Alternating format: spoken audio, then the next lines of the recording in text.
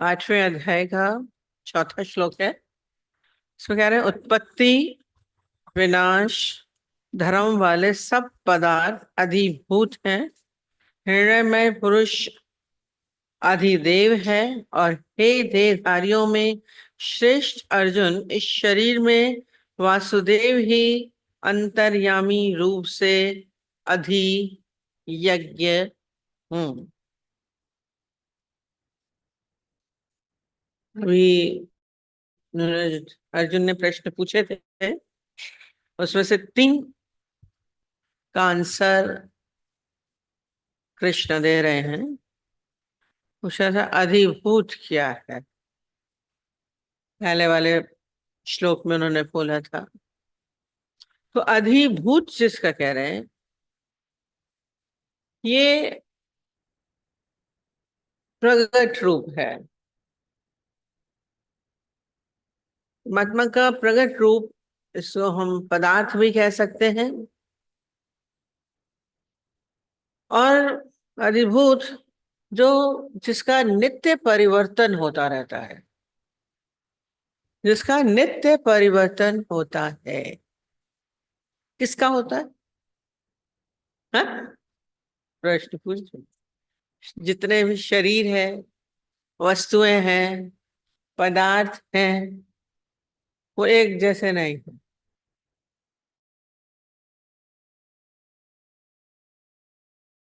क्योंकि ये क्या है, अधिभूत। भूत माने पदार्थ होते हैं। संसार में जो भी कुछ दिख रहा है सब पदार्थ है। 5 तत्व से जो बने हैं वो सब अधिभूत, सब पदार्थ हैं, इस शरीर समेत भी। इसमें भी परिवर्तन है, जन्म मरण है, उत्पत्ति है, विनाश है। अब शरीर में देखिए, इसकी 3 अवस्थाएं 4 अवस्थाएं बोलते हैं। पहले इसका जन्म होता है, फिर क्या होता है, फिर इसका उत्थान होता है, बड़ा होता है। फिर उत्थान होते होते एक समय आता है, फिर इसका ह्रास होने लगता है। और ह्रास होने के बाद क्या होता है, फिर अंत हो जाता है। अंत हो जाके तो फिर वो अनंत में मिलता है। पर ये पदार्थ है, इसमें परिवर्तन है। शरीर का परिवर्तन जो बोल रहे हैं, जैसे हमने इसके उत्थान को स्वीकार किया, बच्चे से बड़े हुए वैसे हमने स्वीकारा, वैसे ही इसके ह्रास को भी स्वीकारना है। जो होगा ही, ये नियम है। अधिदेव, ये शरीर भी अधिदेव है, पदार्थ है। इंद्रियां जो भी है हमारी, इसमें परिवर्तन है। बचपन है, जवानी है, बुढ़ापा है, जन्म है तो मृत्यु भी है, चलता है। इसको हम रोक नहीं सकते हैं। हम इसको सोचें कि जितने भी, और इसके अलावा जितने नाम है, रूप है, सबके नाम अलग होते हैं। जब छोटे होते हैं उसको बचपन बोला जाता है, फिर युवावस्था बोलते हैं, फिर प्रौढ़ावस्था बोलते हैं। रूप भी बदल रहा है, नाम भी बदल रहा है। बुजुर्ग हो जाएंगे तो कहेंगे बुढ़िया हो गई। एक आती है, उसे कहती है बड़ा बुढ़ऊ, ये कहते हैं बड़े बुढ़ऊ ये हो गए। स्वीकारना पड़ेगा, बोलेंगे वैसे बोलो तो बड़ा बुरा लगता है, कोई आंटी तो कह दे। क्योंकि मन उसी में पड़ा रहता है कि मैं तो लड़की हूं, मैं आंटी कहाँ से हो गई, मुझे आंटी मत तो हुई, कितना चला था। हंस रहे। पर है, स्वीकार्य है तो स्वीकार लेते हैं, उनको कोई तकलीफ नहीं। तो ये अधिभूत है, इसमें परिवर्तन होगा ही। ऐसा नहीं है कि नहीं है पदार्थ, इसको हम सोचें कि बदल जाए, पर ये परिवर्तनशीलता भी किसकी वजह से है? परमात्मा की। उसकी शक्ति के कारण ही परिवर्तन होता है। आज हम बीज बोते हैं, जब इसमें जैसे सूरज की किरणें पड़ती हैं, पानी पड़ता है, तो क्या वो उगता है, फिर वो बड़ा हो जाता है, फिर उसमें फूल निकलते हैं, फल निकलते हैं। किसकी वजह से हुए? सूरज की वजह से। आज सूरज अंधेरे में हो गई है तो नहीं उगेगा, तो ये सूरज की वजह से हो रहा है, उसको भी नहीं पता। ऐसे ही ये जितना भी पदार्थ है किसकी शक्ति से है? परमात्मा की शक्ति से है। दैव कहा जाता है। परिवर्तन सब जितना भी हो रहा है सब उसकी वजह से हो रहा है। पर जो परिवर्तन हो रहा है उसे अधिदेव कह रहे हैं। शरीर है, बीज है, प्रकृति है। आज ये बिल्डिंग बनी, हुआ, पहले तो कुछ नहीं था, फिर ईंट गारे से बनाया, अब कमरा बन गया, बहुत अच्छा चल रहा है। फिर क्या होगा? धीरे धीरे जर्जर होगा, ह्रास होगा, चाहे कैसा भी कितना भी संभालिए ह्रास होगा। कितने साल इस बिल्डिंग की रहती है, ज्यादा हो जाती है तो कहते हैं भले आपको दिख रही पर है खंडहर, इसकी वैल्यू खत्म हो जाएगी। ज्यादा वर्षों के बाद इसकी वैल्यू नहीं बचती, ह्रास हो रहा है, एक समय गिर जाता है तो खत्म। पर ये नियम है, पर ये बना भी ताकत किसकी वजह से? परमात्मा की कारण, उसी की शक्ति से ही हो रहा है। जैसे सागर है, जल है, अब सूरज की रोशनी पड़ी, भाप बन गया। तो ये परिवर्तन तो हो रहा है। बादल बने, बादल बदल के बन के इसमें चारों तरफ मंडराते हैं, उसमें कई कई आकार लेते हैं, फिर वही बादल ठंडे होकर फिर पानी बन जाते हैं। चल रहा है, पर सूरज की वजह से है। तो परमात्मा की वजह से ही ये सब पदार्थों में चुरपुर है। परिवर्तन जो इसमें हो रहा है, संसार में जितना भी परिवर्तन देख रहे हैं परमात्मा की वजह से। पर जो परिवर्तन जिसमें हो रहा है उसको अधिदेव नाम किया है। थोड़ा सा ग्रामर है पर समझ जाएंगे। नाम पूछा है अधिदेव क्या है, तो उसी के बारे में बोल रहे हैं। इसको हमें जब भी बोल रहे हैं कि स्वीकारना पड़ेगा। मानी है कि अकाट्य सत्य है, इसमें चेंज होना ही है। पदार्थ है, जीव है, शरीर है, तो प्रकृति में हर जगह जो भी कुछ देख रहे हैं सब में परिवर्तन हो, तो जड़ चाहे चेतन। ये बोला जैसे बिल्डिंग जड़ है और पदार्थ है, ये अधिदेव ही कहा जाएगा। खाली हम शरीर को अधिदेव नहीं कहेंगे। बिल्डिंग है पूरी, ये भी अधिदेव ही है, पेड़ भी अधिदेव ही है। पर शक्ति सब में किसकी है? चाहे जीव है, जानवर है, पशु है, पक्षी हैं, सब अधिदेव हैं। इस साइंस की लैंग्वेज से, साइंटिफिक लैंग्वेज में हमारा अर्थ यही होता है। इस आध्यात्मिक लैंग्वेज जो जनता है, मरता है, ये सब जितना भी। और क्या है ये सब? जिसको भी हम इन इंद्रियों के द्वारा जान पाते हैं, देख पाते हैं, सुन पाते हैं, स्पर्श कर पाते हैं, महसूस करते हैं। शब्द स्पर्श रूप रस गंध है ना, सूंघ रहे हैं कान नाक से। तो जो ये स्थिति है, जिनको भी हम इंद्रियों से देख पाते हैं, वो सब अधिदेव हैं। हमारे अंदर परिवर्तन है, चेंज हो रहा है, पर हम इसको समझ नहीं पाते। परमात्मा की वजह से ही परिवर्तन है। ब्रह्म जो है वो तो है तो स्थिर, सदैव था, है और रहेगा। इससे पहले बताया था ब्रह्म क्या है, वो अक्षर ब्रह्म बोला जो नष्ट नहीं होता है, वो चारों तरफ सदैव था, है और रहेगा। इस स्थिति को जब हम बोलते हैं सदैव रहने वाली, पर उसमें कौन है? अधिदेव है, उसमें परिवर्तन है। इसको छू सकते हैं पर परिवर्तन। जैसे सागर में मछली है, उसी सागर की वजह से मछली जिंदा है, पर मछली सागर को नहीं जान पाती है। उसी में तैरती है, वहीं खाना खाती है, सब कुछ है, क्योंकि सागर तो स्थिर है, सागर तो है ही है। अब उसमें मछली है, और मछली उसमें नहीं जानती कि वो सागर में है। ऐसे ही जीव है परमात्मा में ही, पर वो समझ नहीं पाता है। पर जैसे ही उसको उसको अलग कर दो मछली को, तो वो तड़पेगी, मर जाएगी। तो परमात्मा से भिन्न हम है ही नहीं, जय जीव उससे अलग नहीं है। इस बात को हमको समझना पड़ेगा भीतर। इसलिए कहते हैं उत्पत्ति विनाश वाले जितने भी पदार्थ हैं वो अधिदेव हैं। अब दूसरा शब्द हैं अधिदेव। अब ये अधिदेव कौन है?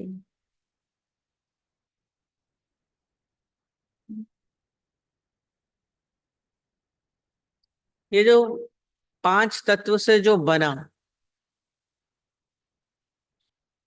पर उसमें जो जान रस सूक्ष्म जो अंदर है, जो जान रहा है मेरा हाथ, मेरे पाँव, मेरे कान, वो कौन है? वो है अधिदेव। इसको बोलते हैं सूक्ष्म शरीर। एक स्थूल शरीर, एक सूक्ष्म शरीर। मेरा आंख है, मेरी कान है, मेरा मुंह है, कौन है? किसको महसूस हो रहा है? सूक्ष्म शरीर। मन है आपका जो है, वो जान रहा है ये अच्छा है, ये बुरा है। हर इंद्रियों से जो भी कुछ हो रहा है उसको हम जान रहे हैं, जो परिवर्तन हो रहा है उसको हम जान रहे हैं। उस परिवर्तन को जानने वाला कौन है? अधिदेव। माने इसको बोलते हैं साक्षी। हम देखते हैं मुझे आज नींद नहीं आई, ये चीज अच्छी है, ये नहीं है, कैसी बदबू आ रही है, कैसे खराब लग रहा है, खुशबू आई कहाँ से पूरी, अरे रात की रानी है, गुलाब है, खुशबू आई, भले दिख नहीं रही पर नाक ने देख लिया। ये कौन जान रहा है? उसको महसूस करना, पदार्थ को जानना।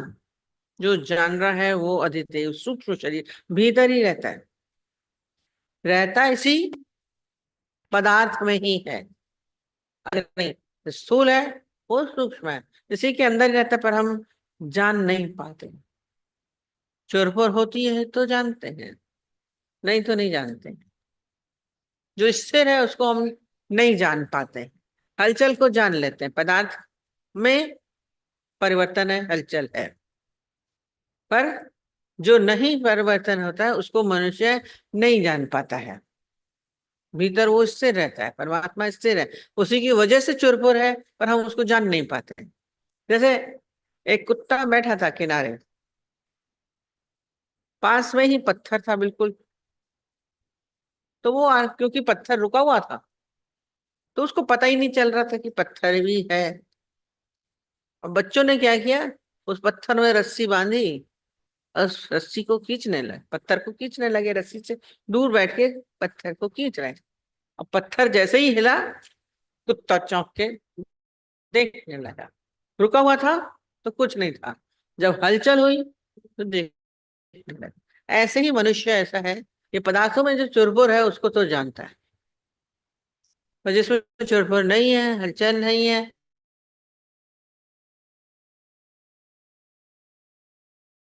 यही बड़ा आश्चर्य होता है। जो परमात्मा है उसको कोई जानता ही नहीं। सारे समय सब संसार को जानने में लगे पड़े हैं। जो हिल रहा है, डुल रहा है, जन्म रहा है, मर रहा है, अच्छा है, बुरा है, सारा समय आप उसको जानते हैं। है तो पत्थर तो पहले भी पड़ा था, हर पत्थर का उसको एहसास ही नहीं था, जब हिला तो पता चला। है परमात्मा, वो सूक्ष्म में, गहराई में हमारे अंदर बैठा हुआ है। उस अधिदेव रूप में हमको सारा समय स्थिति में जानना है।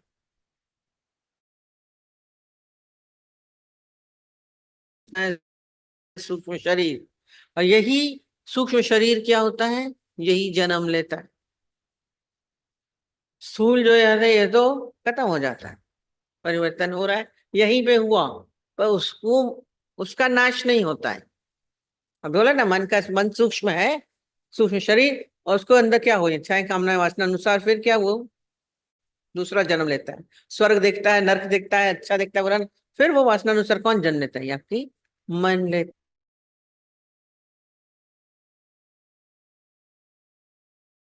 सूक्ष्म शरीर का मरण नहीं है अपने अंदर। देखिए कौन फिर, ये हिंदू मैथोलॉजी है। मुसलमानों में तो कहते हैं जो मरा वो खत्म, एक प्रलय के दिन एक साथ इकट्ठे होंगे, फिर मिलेंगे। पर जब हम गीता पढ़ रहे हैं इसमें यह है कि आज आपका शरीर भले नष्ट हुआ पर उसका नष्ट नहीं हुआ। सूक्ष्म शरीर फिर उस सर्कल में आएगा, फिर वो पदार्थ बनेगा, फिर जन्म लेगा, शरीर मिलेगा, फिर वो भी देखने वाला, वो चैतन्य स्वरूप है, वो चैतन्य है। चेतनता को हमें देखना।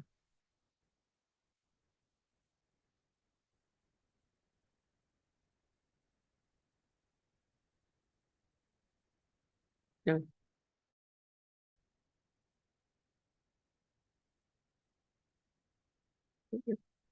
अब तीसरा आता है अधियज्ञ। बोर तो नहीं हो रहे आप लोग?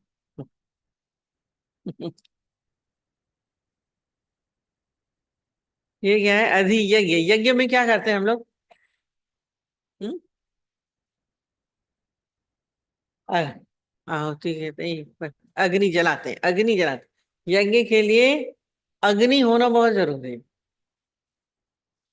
उस अग्नि में हम क्या करते हैं? डालते हैं। तो अधियज्ञ क्या करना है? ये ज्ञान की अग्नि हमें जलानी है। उस ज्ञान की अग्नि में क्या करना है? अपने आप को विलीन करना। सारी विविधताएं जितनी भी हैं, जो आपके अंदर दिख रही हैं, इस सबको उसी में डाल दियो। मैं कुछ नहीं। अर्जुन बोल रहा था यज्ञ करो, स्वयं की आहुति देना। स्वयं की आहुति देना ये है अधियज्ञ।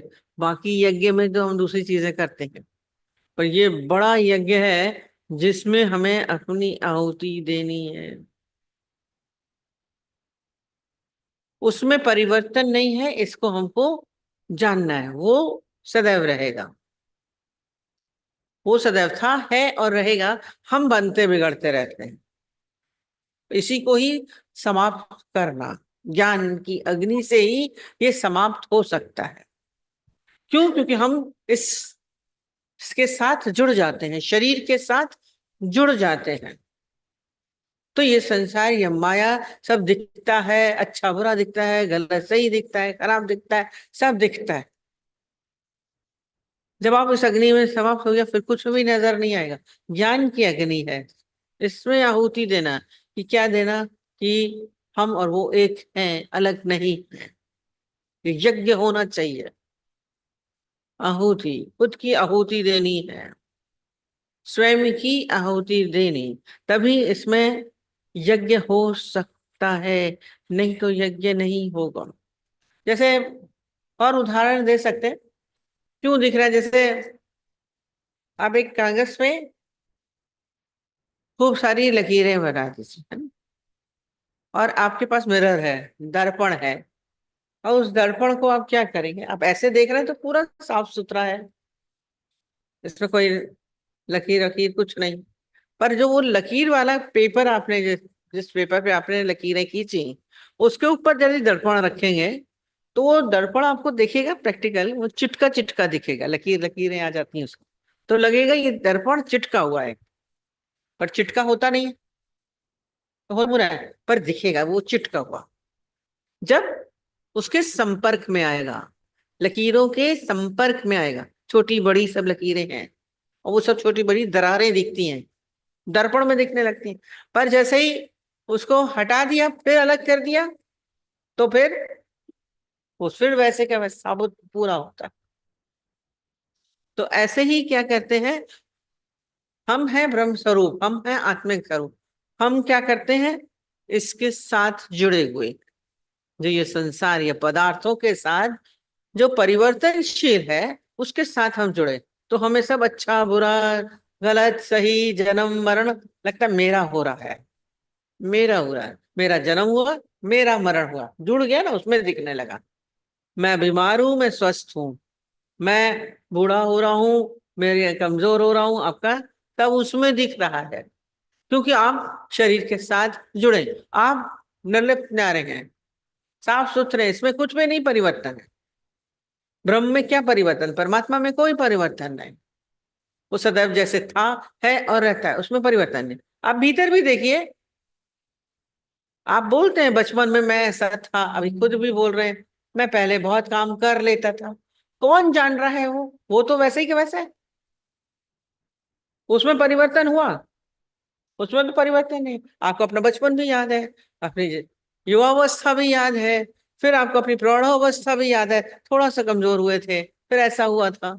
फिर वृद्धावस्था को भी देख रहे हैं, ये देखने वाला है। उसको उसके साथ जोड़िए नहीं, वो आपका वैसे भी अलग है। पर हमने जोड़ दिया तो हम कहेंगे मैं बुजुर्ग हो गया, मैं कमजोर हो गया। ये लकीरें दिखी आपके दर्पण में। आप में कोई परिवर्तन नहीं। जब हम इसके साथ जुड़ जाते हैं तो सारी प्रॉब्लम आती, इसमें तो परिवर्तन है ही है। इसमें सुख दुख भी है, लाभानी भी है, जन्म मरण भी है, सब कुछ है। दूसरा जन्म भी होगा, अभी जैसे परिवर्तन चलता रहेगा। इस परिवर्तन को क्या करना है, यही यज्ञ करना है कि अलग कर दिया, जला दिया। ज्ञान अग्नि में हमें स्वयं की आहुति दे देनी है। इससे जुड़ना नहीं, अलग करते जाइए। सारा समय शरीर से हमें अलग होना है, इस संसार से अलग होना। जो भी दिख रहा है पदार्थ, इससे हमें क्या होना है, अपने को अलग करते जाइए। ये अधिभूत है, हम अधिभूत के साथ जुड़े हुए हैं। अंत में बोल रहे ये यज्ञ करना। यज्ञ से क्या हो जाता है, शुद्ध हो जाता है, पवित्र होता है।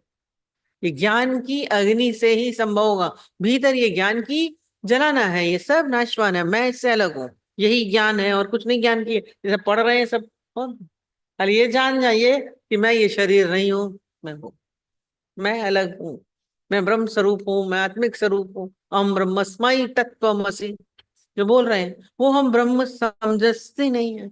हम तो जो जीव बने हैं वो समझ के बैठे। अब वो तो परिवर्तन है ही है, उसमें तो चेंज है नहीं। और एक शब्द बहुत अच्छा इन्होंने बोला है, श्रेष्ठ अर्जुन। बहुत अच्छा इसका अर्थ हमें बहुत अच्छा लगा। क्यों श्रेष्ठ बोल रहे हैं अर्जुन को? क्यों? क्योंकि वो राजा है इसलिए श्रेष्ठ है। राजा तो बहुत सारे हैं, अर्जुन को क्यों श्रेष्ठ कह रहे हैं? दुर्योधन भी श्रेष्ठ था, वो भी श्रेष्ठ था, और उसको तो नहीं बोला, अर्जुन को श्रेष्ठ बोला। क्यों? क्योंकि वो बहुत वीर है, योद्धा है, इसलिए श्रेष्ठ है।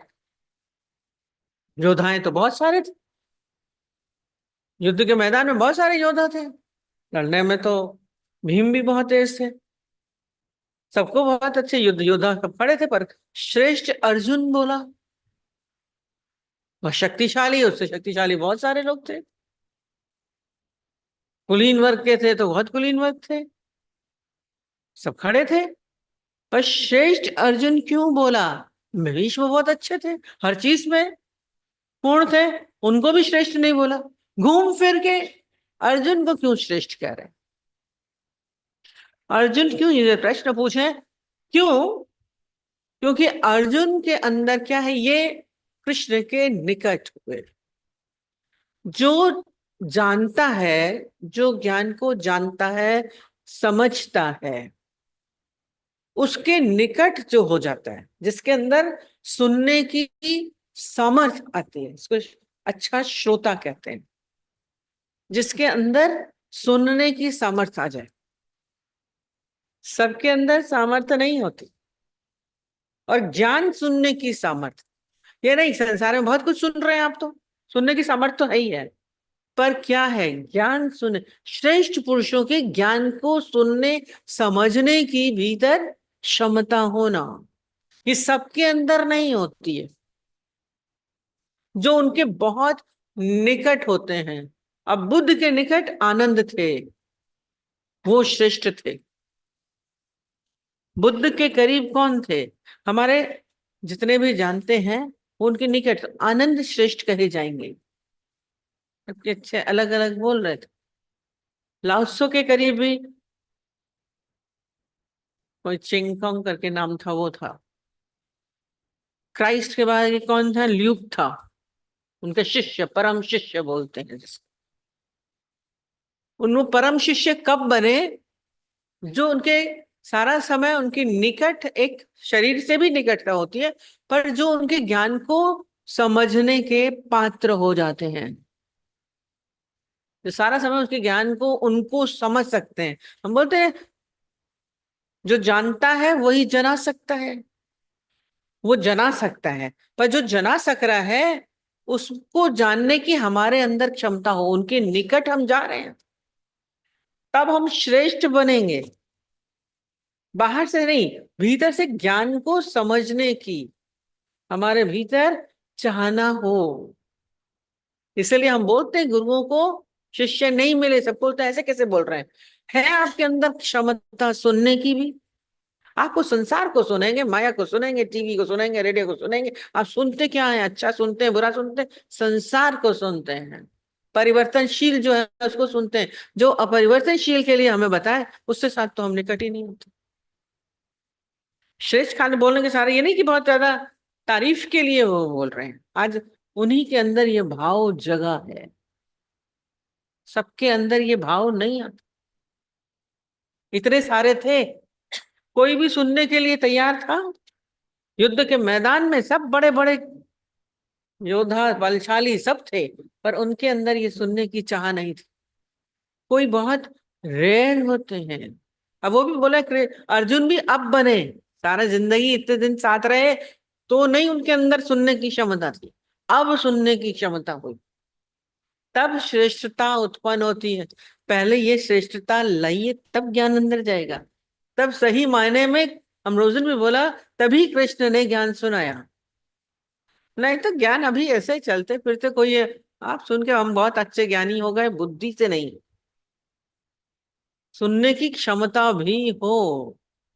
वो देख खाली क्वेश्चन कौन से पूछ रहा है, ज्ञान के पूछ रहा है, इसलिए श्रेष्ठ है। उस दिन भी हमने बोला आप खाली क्वेश्चन पूछते हैं, गुरु के पास आकर के क्या पूछते हैं, नौकरी लग जाएगी कि नहीं लग जाएगी, मेरा बेटा सही हो जाएगा कि नहीं हो जाएगा, उसमें पति शराब पीता है कब छूट जाएगा, आशीर्वाद दीजिए, मकान कब बन जाएगा। संसार के क्वेश्चंस नहीं पूछ रहा है, जानने की चाह, ये प्यास, ये उत्कंठा, कष्ट हमारे अंदर हो, तब हम श्रेष्ठ बनेंगे। श्रेष्ठ शिष्य भी होना मुश्किल है, गुरु तो श्रेष्ठ है। आप में क्षमता हो, हम बोलते हैं पीएचडी के क्लास के लिए उतनी हमें क्षमता चाहिए होती, पात्रता लिख के आती है, एलिजिबिलिटी होती है ना नौकरी के लिए, ये है पात्र है कि नहीं है, एलिजिबल है कि नहीं है। आज अर्जुन उसके लिए लायक बना तो श्रेष्ठ है। अब संसार माया सब उसके अंदर से हट गई, पहले भले कांप रहा था, अर्जुन कांप रहा था, हाथ पांव कांप रहे थे, मोह में कांप रहे थे, मेरे भाई बंधु हैं मर जाएंगे कैसे होगा, खाली पहले ही अध्याय में बोला है। उसके बाद से अब कौन से क्वेश्चंस चल रहे हैं, अब उसके ज्ञान के, अब आकर के श्रेष्ठ बोला है, उसका वो अज्ञान खत्म हो रहा है, संसार से उसकी जुड़न खत्म हो गई, अब वो खाली ज्ञान के उस पे पहुंच रहा है। इसलिए उनके क्वेश्चन सुन के भी माने क्या हो, गुरु को भी अच्छा लगना चाहिए, क्या बोलते छोटी छोटी बातें करते बेकार लगती है वो। हम रोज बोलते हैं उनके स्तर पे आइए, कोई बिरले आए, खाली एक क्राइस्ट के लिए भी एक मिला जो सुन रहा था, बुद्ध हुए 10,000 शिष्य थे, खाली एक आनंद ने सुना जो करीब था बिल्कुल। पर वो छोड़ेगा नहीं, वो संसार की तरफ नहीं जाएगा, माया की तरफ वो छोड़ कर नहीं गए, सारा समय साथ में रहा। मुश्किल से एक एक नाम जुड़े हैं खाली, हिस्ट्री में देखिए सब, सुना तो 10,000 होने, और श्रेष्ठ नहीं बने। अपने अंदर ये सुनने की पात्रता के लिए भी श्रेष्ठता लाइए। जब संसार माया आपके भीतर है, दुनिया है, आप चाहेंगे तो गुरु से सब कुछ मिल जाए, न? ज्ञान पूरा दे दे, समय पूरा दे दे, साथ पूरा दे दे, सब देगा, पर आप क्या चाहते हो। आप साथ लीजिए तो ज्ञान के लिए लीजिए, बाकी चीजों के लिए नहीं। नहीं उसने बोला बाद में उसके बाद कि हमको युद्ध जिता दो, फिर जिता दिया, वो अलग बात है। अब अर्जुन के अंदर युद्ध जीतने की भी कोई क्वेश्चन नहीं उठ रहा कि कब जीतेंगे, कैसे जीतेंगे, ये भाव है। श्रेष्ठता लानी पड़ती है हमारे अंदर, तभी जीवन में परिवर्तन है, नहीं तो नहीं है। आज खुद कृष्ण, आज गुरु आपको श्रेष्ठ बोल जाए, कितनी बड़ी उपाधि हो गई, श्रेष्ठ अर्जुन। हमें संसार की चाहनाएं हैं मान में, आपके अंदर क्यों है, क्योंकि संसार उसके भीतर से निकल जाएगा, संसार आपके भीतर नहीं रहेगा। ये जो बोला ना, जो परिवर्तनशील है उसको परिवर्तनशील करके आप उससे किनारे हो जाएंगे, जो श्रेष्ठ देव है उसमें हम स्थिर हो जाएं, तभी ये यज्ञ हो जाए, अधियज्ञ हो जाना चाहिए कि ज्ञान के उसमें से आपका जुड़न खत्म हो जाती, ज्ञान से आपके अंदर संसार से विलगता हो सकती है, नहीं तो वो लकीरें दिखती रहेंगी, टूटा हुआ शीशा लगेगा, है नहीं, आंख में नहीं, पर संसार की परछाई पड़ रही है, उससे वो खराब दिख रहा है, टूटा दिख रहा है। लकीरें आती हैं, बेटे की लकीर, पति की लकीर, पत्नी की लकीर, नुकसान की, अच्छे की, बुरे की, अहंकार की, विकारों की लकीरें। बताए आपके तो कितनी लकीरें हैं, और पूरा शीशा ऐसे ही दिखता है। धीरे धीरे इससे को दूरी कर दीजिए, ये सब दिखना बंद हो जाए। जब बहुत दूर चले जाते हैं तो पीछे वाला सब छूट जाता है, अलग हो जाना।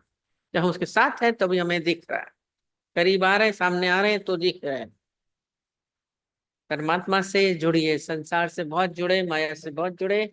अब हमें इससे अलग हो जाना।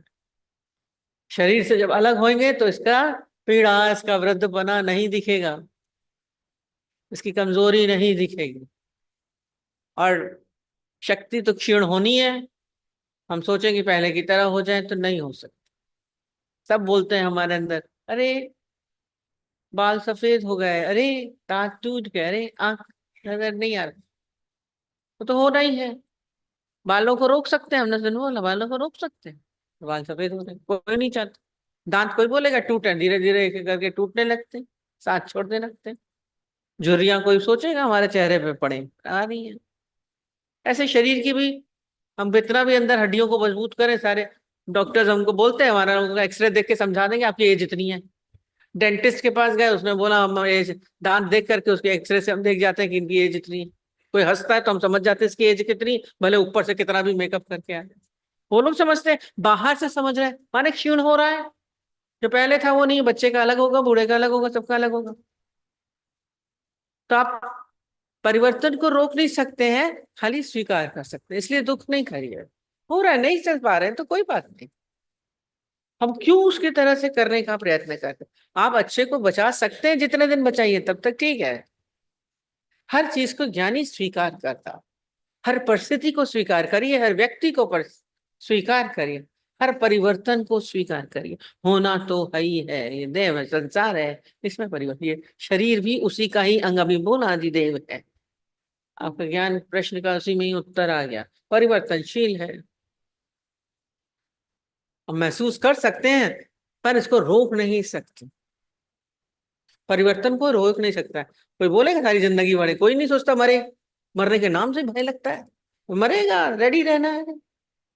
हम तो कहते हैं उल्टी गिनती क्यों नहीं है, जो 50 साल के हो गए, 60 साल के। अब तो कितने साल बचे आपके, कितने बचे? स्वीकार ही करिए, जाना है, तैयारी करके बैठ जाइए। गुरु जी बोलते थे काम उतार के बैठ जाइए। क्यों दुख होगा मरने का, अरे ये नहीं किया, अरे ये नहीं किया। आपके अंदर ये करना, ये करना, बुढ़ापे तक करना ही करना पड़ा। कभी निश्चिंत होकर बैठे, शांत होकर के उस परमात्मा से एकाकार होकर स्वयं में स्थित होकर बैठे, ये ब्रह्म अलग होकर बैठे, ये बोला, ये ज्ञान अगर ही है। दर्पण अलग होकर बैठ जाए, और अभी करिए, नाउ और नेवर, भले जितनी भी उम्र है आपकी। ये नहीं कि हम 60 साल के होंगे तब हम अलग होंगे, 50 के होंगे तब हम अलग होंगे। जितनी उम्र है आपकी, अभी से ही अलग हो जाए। तो मृत्यु का तो पता नहीं कब आके खड़ी हो जाए। 100 साल उम्र तो बची नहीं, अब तो 60 70 भी नहीं बचती है। उससे पहले लोग जाने लगे। तो अपने आप को पहले से ही तैयार कर ले, ये अधियज्ञ हो जाना चाहिए।